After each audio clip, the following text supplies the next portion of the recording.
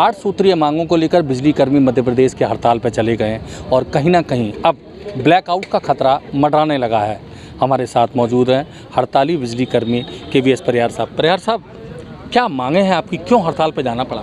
देखिए, हम लोग लगातार अपनी मांगों से लगभग 1 साल से लगातार प्रयासरत हैं कि हमारी मांगों को माननीय मुख्यमंत्री जी या संबंधित जो शासन है वो पूरी करे।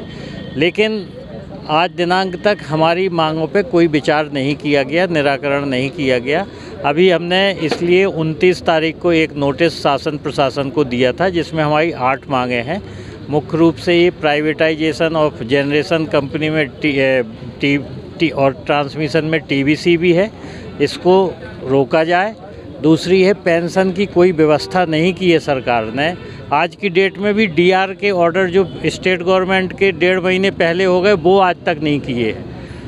और एक चतुर्थ वेतनमान है जो स्टेट गवर्नमेंट में हो गया है 1 महीने पहले, वो आज तक नहीं किए हैं। इसके साथ ही एक वेतन विसंगति है हमारे नए कंपनी कैडर के अधिकारियों की, और भी विसंगतियां हैं। O3 स्टार, उसके बाद संविदा की नीति, संविदा का रेगुलराइजेशन, आउटसोर्स की नीति बनाना, उनकी वेतन वृद्धि के साथ साथ उनका जोखिम भत्ता और उनका जोखिम भत्ता के साथ ही उसका बीमा भी कराना, ये सब मांगे हैं जो मुख्य रूप से हम रखते आए हैं।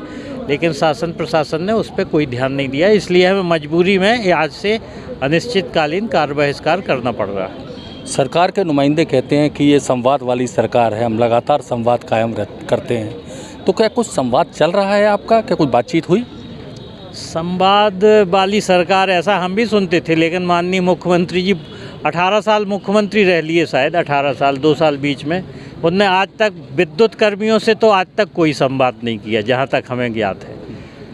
तो अब ये आप लोग जानोगे, वो कहते हैं कि बहुत संवेदनशील भी है, ना हमें संवेदनशील देखे, ना हमें कोई ऐसा लगा कि हम वो विद्युत कर्मियों से उनने कभी बात की या उनने कभी अपने ऑफिसरों को भी कहा हो कि इनकी समस्याओं को सुनो, ना हमें ऐसा लगा। तो हमें तो नहीं लगता कि वो संवेदनशील मुख्यमंत्री रहे हैं। अब आगे रहते हैं कि नहीं ये नहीं पता हमें, लेकिन अभी तक तो नहीं रहे। एस्मा लगा दिया है उन्होंने जी।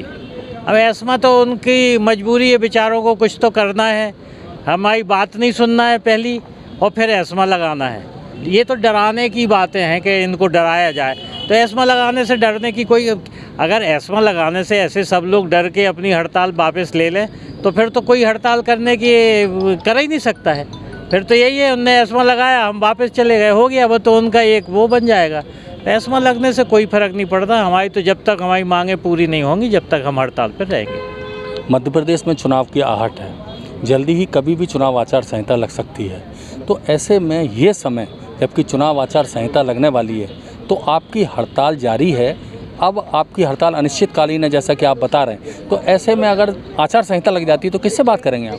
नहीं, देखिए, पहली बात तो ये कि आचार संहिता हमारी ऐसी मांगे नहीं है कि वो कोई घोषणा करना है माननीय को घोषणा नहीं करना। ये तो प्रशासन हमारी मांगे वो मांगे हैं जो हमारे तुम रोक के रखे हो। अब DR का आदेश है, उसका कर दिया, इसका नहीं किया, इसमें आचार संहिता का कहाँ कोई रोल आता है। और चतुर्थ वेतनमान उसका कर दिया, इसका नहीं किया, इसमें भी नहीं है।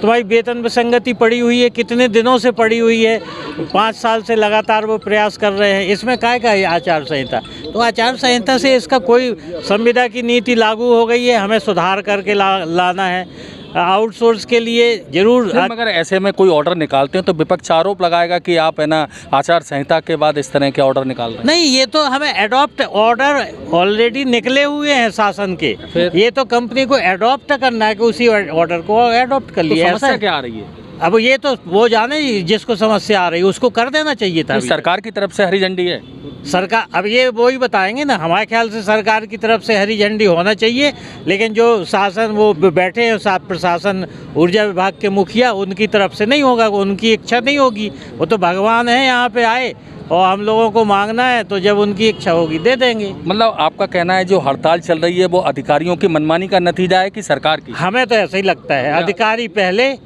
और फिर सरकार ने उनको हाथ रखा हो उनके ऊपर कि तुम्हें नहीं करना, वो अब अलग बात है। हमें तो आज की डेट में ये बहुत सी मांगे हैं जो केवल अधिकारियों को ही करना है, माननीय मुख्यमंत्री तक जाना ही नहीं है इनको, लेकिन इसके बाद भी नहीं हो रही हैं, तो फिर तो ये बड़ी परेशानी वाली बात है ना।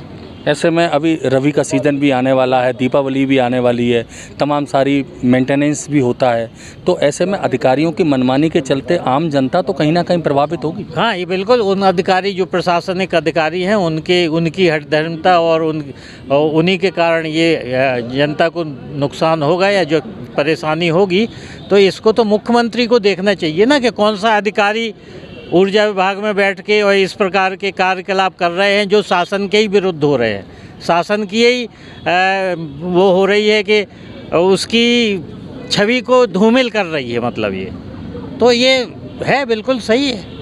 तो अभी जो प्रोडक्शन चल रहा है, क्योंकि अभी बिजली चल रही है, आ रही है, सब कुछ निर्बाध गति से चल रहा है मामला, सिर्फ मेंटेनेंस की कुछ शिकायतों का निराकरण नहीं हो पा रहा है, तो जो अभी बिजली का प्रोडक्शन हो रहा है वो किन हालातों में हो रहा है, कौन कर रहा है वो प्रोडक्शन, और ब्लैकआउट क्या संभावना कब तक? देखिए, आज से शुरू हुई है हमारी हड़ताल। शिफ्ट ड्यूटी 8-8 घंटे की रहती हैं।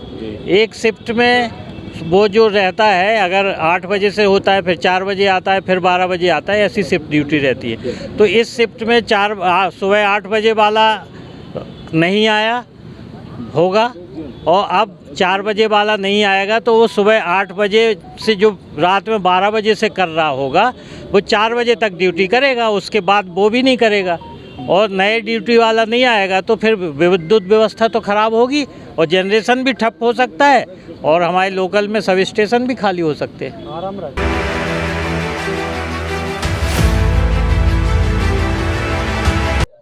अपनी बात कहने का अधिकार सबको है, और मैंने कर्मचारियों को आग्रह भी किया है कि उनकी बात को हम लोग सुन रहे हैं, वो हड़ताल समाप्त करें। एस्मा लगा हुआ है, अगर वो नहीं मानते तो क्या है? मैंने क्या कहा आपसे, अभी हमने पहली प्रक्रिया की है, बातचीत की। हमारी सरकार दमन नहीं करती, लोगों की बात को सुनती है और सुनकर जो निराकरण हो सकता है करती है।